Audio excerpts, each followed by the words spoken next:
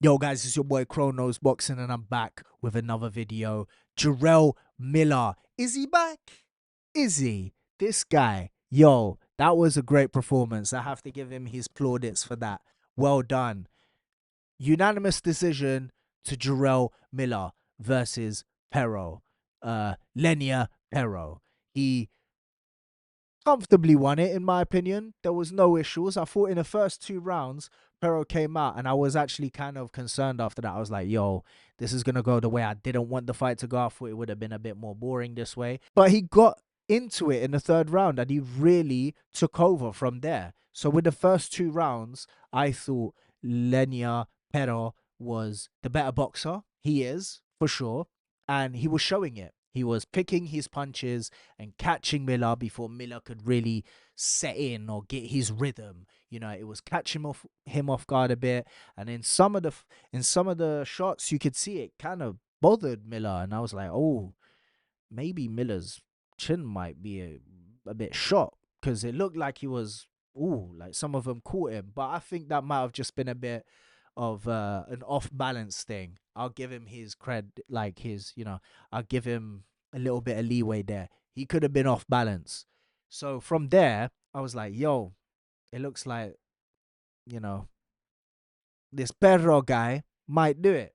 He might get the fight like this. It's just gonna be, Miller trying to scrap and he's just keeping him in at bay, pot shotting, lazing about a bit, taking his time. And this will be like a sparring match where one guy's technically better and he's stopping you from getting in to do your work. I thought that would have been a boring fight. But boy, I was wrong. In the 3rd round, Miller came out and he was putting on the pressure and he made it his fight. That was very important from the get-go, that Miller makes it his fight, because he is nowhere near as talented and as technically gifted as Pero. Cubans, they're very, very technically gifted. They are very, very good at the fundamentals. So there was no doubt in my mind that Pero would be a better puncher, and throw punches better and would land cleaner and look nicer that way if he boxed his way. But after that 2nd round, it looked like he was already starting to gas. And with Pero, I noticed it against his previous fight with the British guy. The name eludes me right now, but when he fought him, he kept like just standing there in the pocket after he would throw his combinations or a good shot. He'd just stand there instead of moving away or making sure he's elusive and not let the other guy let his shots go off. He'll just stand there and let you come on to him. And I thought, what? That's gonna be bad when you do that against someone like Miller, because he will swarm you. So literally, that was his downfall. He did it in this fight and he paid for it. Miller out hustled him. That's the simplest way to say it. He out hustled him after that 2nd round was finished. 3rd round, he brought in that pressure. 4th, 5th, 6th round.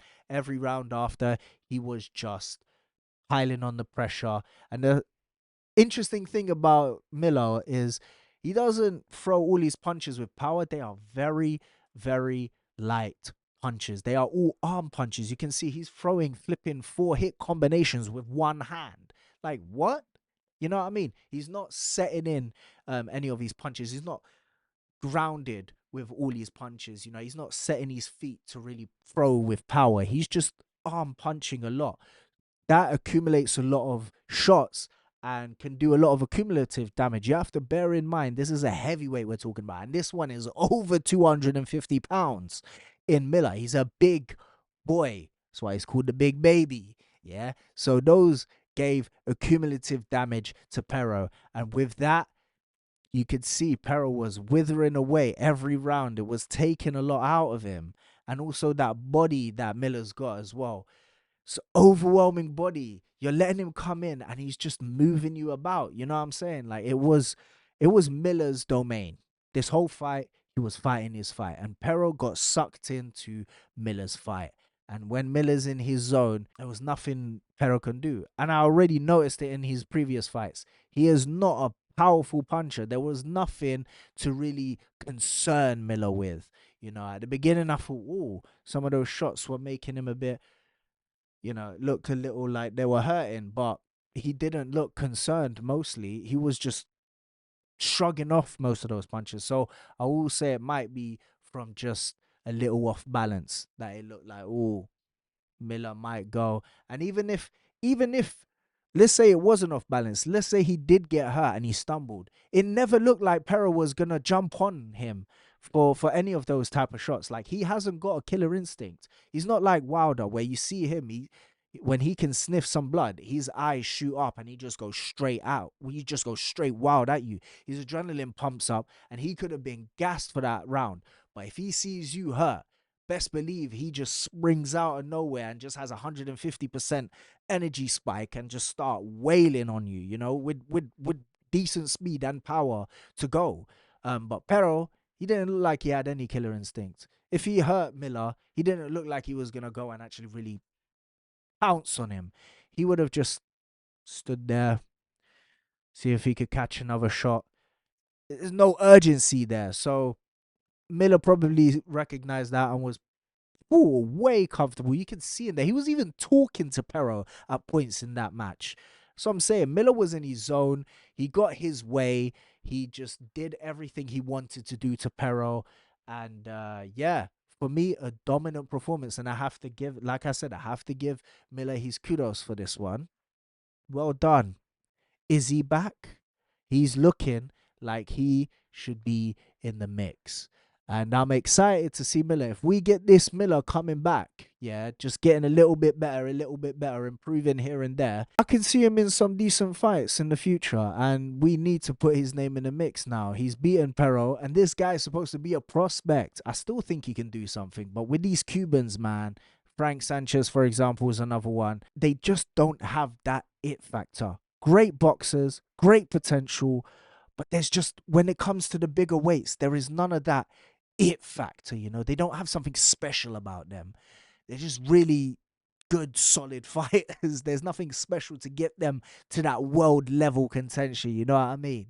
So I think he's a great fighter, but he's probably just gonna be fringe contention, just like Luis Ortiz or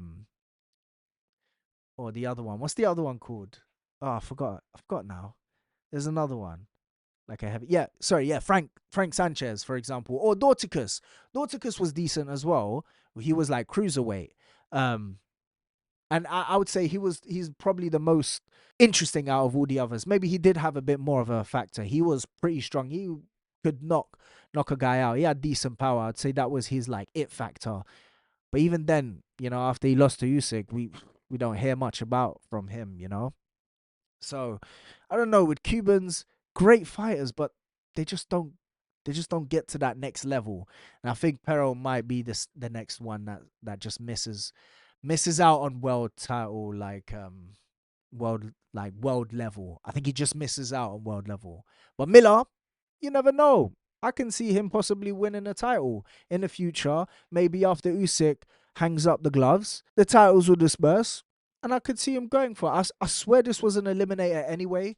So if he keeps himself up there, we'll go. Maybe I'm wrong by the eliminator thing. I'm not too sure, but yeah, he can get himself into an eliminator position now with that, or get himself higher up to maybe mandate for a title. I can see Miller going for a title, and I wouldn't be surprised for that right now. Or he can even go for Andy Ruiz rematch. That would be pretty interesting. Let me know, guys, in the comment section below who you think he should fight next and what you thought of the fight. If you thought that was decent, if you thought the scorecards were fair, one of them was a bit more wider for Miller, but for me, that was fine. I was actually content with the wide margin because, in my opinion, that's what judges look for, so that's just my opinion. If you thought I'm wrong, let me know I'm wrong. Yeah, if you like the video, and please subscribe, hit the notification bell, because guys, I make daily boxing content, from news to reactions to just everything boxing. Yeah, and I am the one you want to be watching. So I'll see you in the next video, guys.